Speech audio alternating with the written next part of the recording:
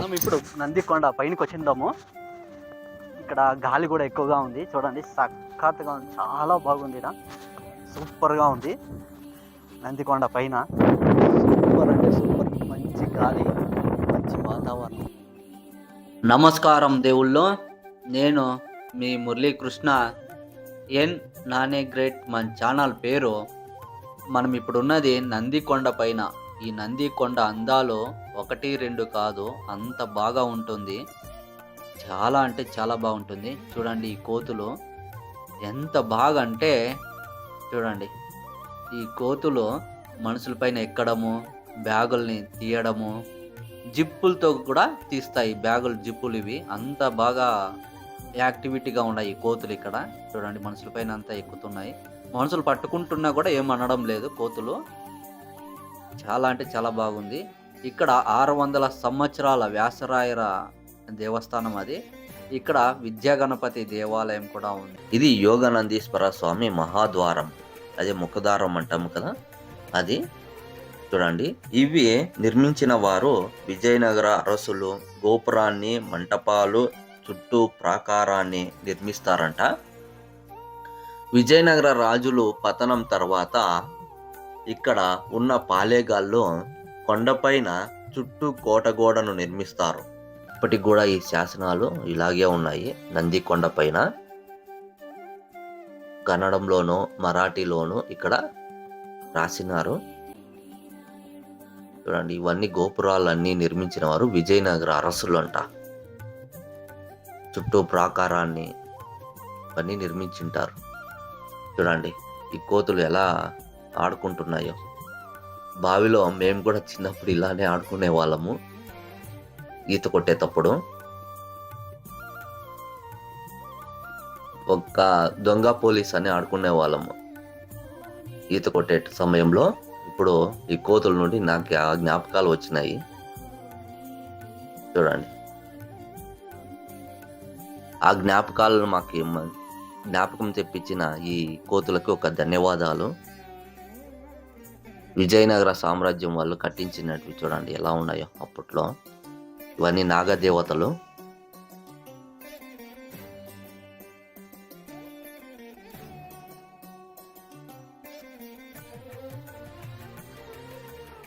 చూడండి, ఇవన్నీ మనం చూస్తున్నాం కదా, ఇవన్నీ చుట్టూ ప్రాకారాలు. చూడండి, ఇవన్నీ నిర్మించిన వారు విజయనగర సామ్రాజ్య అరసులు, పాలేగాళ్ళు.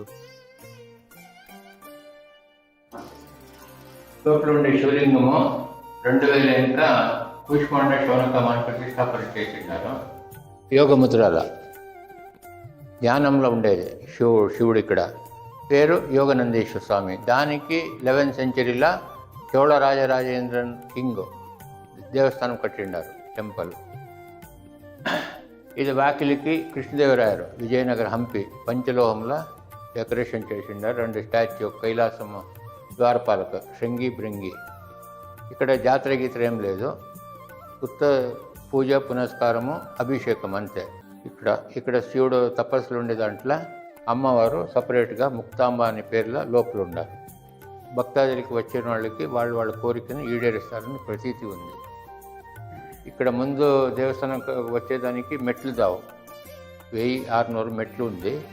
దాంట్లో వచ్చేడల దిగాల. ఆమెకి 61లో రోడ్ అయింది, ఎలిజబెత్ రాణి వచ్చేటోడు. అంతవరకు రోడ్ లేదు. జాతర టైంలో జాస్తి జనాలు వస్తారు. కింద భోగనందీశ్వర దేవస్థానం, అక్కడ రథోత్సవం నడుస్తుంది, జాతర అంతా ఉంటుంది. అక్కడ వచ్చేవాళ్ళు కొందరు ఇక్కడ వస్తారు.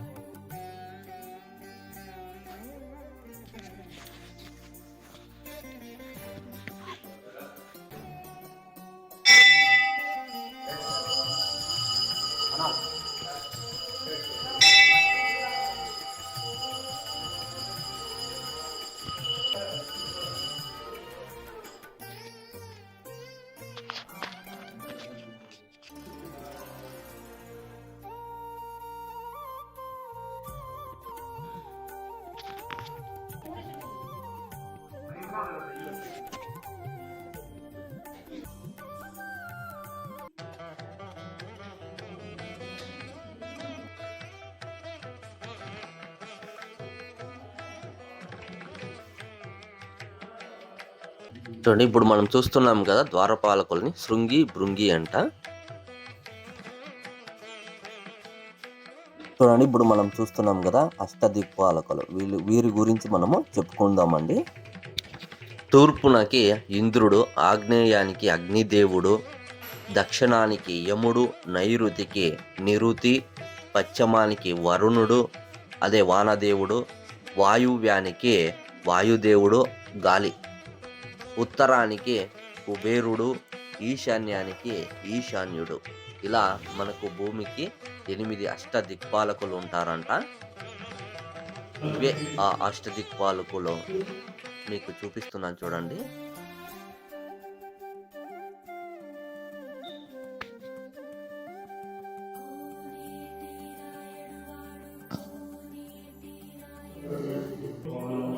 చోళలు కట్టించినటువంటి ఈ ಸ್తంಭಾಲು ಇವన్నీ చూడొచ్చు మనము.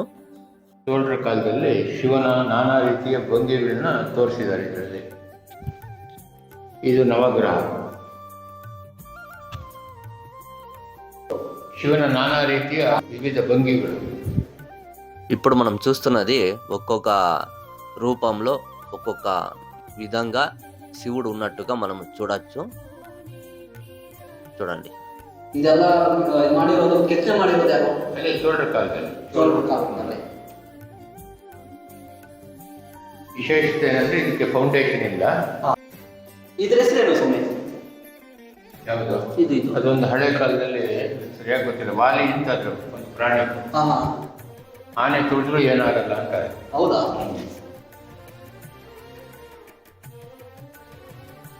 ವಿಜಯನಗರ ಅರಸರ సింబల్ ಅದು.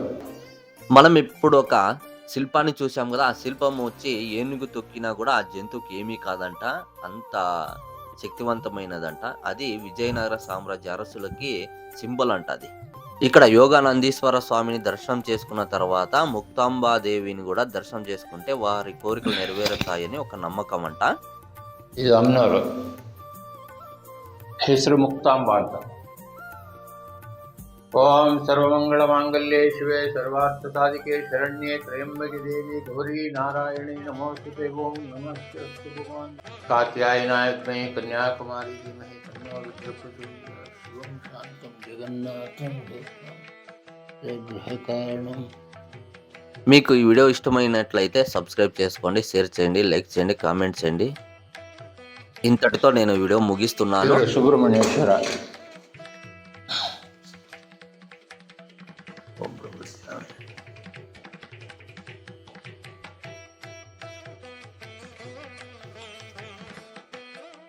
ఇప్పుడు మనం చూస్తున్నాం కదా, వీళ్ళు దేవస్థానం కట్టిన వాళ్ళంట. వీళ్ళని మనం తొక్కితే వాళ్ళకు మంచిది అవుతుందని పూజారి గారు చెప్పినారు. ఇంతటితో నేను వీడియో ముగిస్తున్నాను. ఇట్లు మీ మురళీకృష్ణ ఎన్ నానే గ్రేట్. నెక్స్ట్ వీడియోలో మనం కలుసుకుందామండి.